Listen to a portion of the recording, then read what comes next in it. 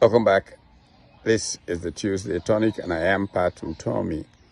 And I want to continue from where we stopped last week. Last week, we looked at the weaponization of poverty and the role of the complicit middle in reinventing themselves and rebuilding our country.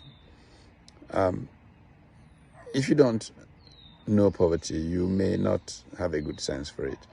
Many of the people who are in power today came from abject poverty, but they like to think of how they act as escape from Alcatraz. They've escaped this thing called poverty. But it comes back to haunt all of us. Unless we can really get to the heart of eliminating poverty, we will ourselves ultimately be swallowed up by it. I took an interest in poverty a very long time ago. It started back in 1983 when I saw somebody become a widow and lose so much. In the heart of the city where stories unfold. Work with poor people in different ways TV shining bright and those bold. days. And I can tell you, Bringing news from the one thing, corners of the globe. poverty crushes the dignity of people. If you look at the statistics in Nigeria today, you know that our consciences are not properly set if we don't connect to eliminating poverty. And we can. And to eliminate it is not such a big deal. What we need is a strategy.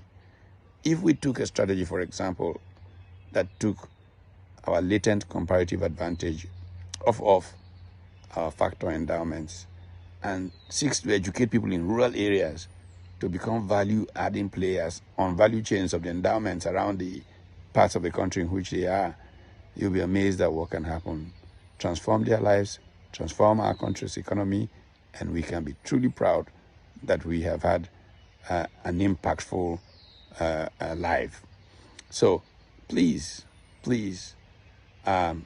look, I've looked at Europe and looked at what happened in Europe and wondered, why was it that European explorers in Africa kept saying, oh, we didn't find beggars. When I explored that further, I read the writings of people like St. John Chrysostom on the subject and the way the church became deeply involved.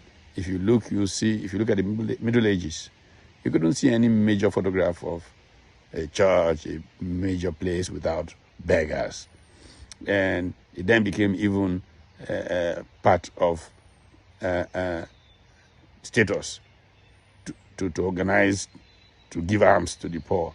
If you had a death of a person of affluence, his friends put together money to give alms to the poor. We don't need to give alms to the poor. We need a strategy, and we can find one and build a new country where there's a strategy that truly helps us eliminate poverty and create economic growth. It is possible. Let's look at our latent comparative advantage. Let's look at our factor endowments.